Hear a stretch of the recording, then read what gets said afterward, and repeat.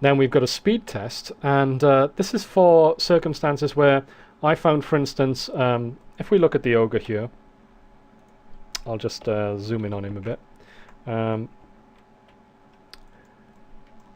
Where he's got his hand up, rain would fall and hit his hand, and then it would dribble around his fist and come to here, and then just like real rain, it would actually fall off the hand.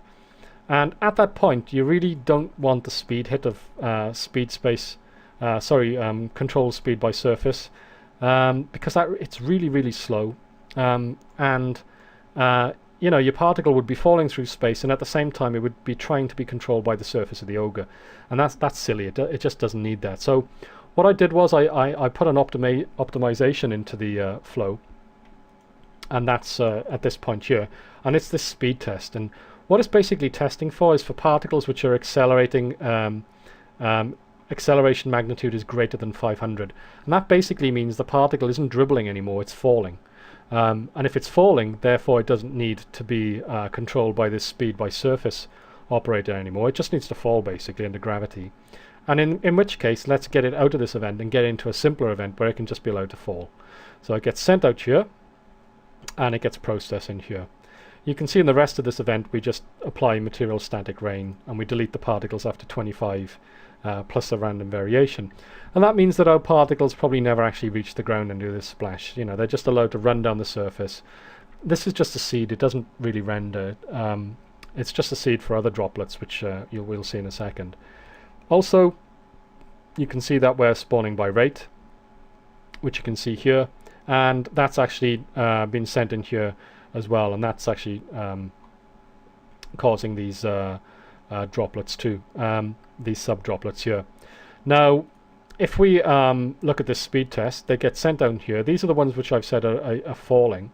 They get sent into here, which is called statue droplet freefall, which is a pretty descriptive name, I think. And you can see we've just got gravity, so the particles just drop using gravity. If we wanted to, we could add the wind force to that as well to make it a little bit more realistic. We're looking for collisions with the ogre, and if we do have a collision with the ogre surface, then we want the particle to come under control again of the ogre. So we send it back up here, and we send it back into this event. So we've got a sort of loop going on here. Droplets can drop off the ogre here, they'll fall into here, they'll go into free fall. If they hit the ogre, they get sent back onto the ogre, and they get controlled by the surface again. So, we've got the ability to break off and reattach droplets from the surface of the ogre. If the droplets fall and they hit the deflector ground or the pedestal, they produce a splash. So you can see we send our particles out here into this event here, and all this is for is to actually remove excessive amount of splashing beneath the ogre, because I found that a lot of the droplets were striking the ground and producing a lot of splashing, and it just looked a little bit too excessive. So this is just to reduce the amount of particles that then get sent onwards to here and produce the splash effect. So it's just a moderator basically. Those particles that are allowed to fall by free fall, you can see they spawn by rate, and they spawn a certain number of particles as they fall. So in other words, when particles go into free fall, they actually produce more particles as they drop. They break up into sub-particles basically. We've got this static material, rain, which is used throughout basically. And then we've got this delete operator, which is used in the same range as here. So either the particles get deleted when they're on the surface of the ogre, or they get deleted while they're in free fall. Whichever. They're not allowed to live forever basically. Now, our sub-droplets, which are being produced as this seed dribbles its way down the statue, it basically breaks up into further droplets, and we're using by rate, which you can see is set to 40. And these sub-droplets then get sent into here, and you can see they become sub-droplets.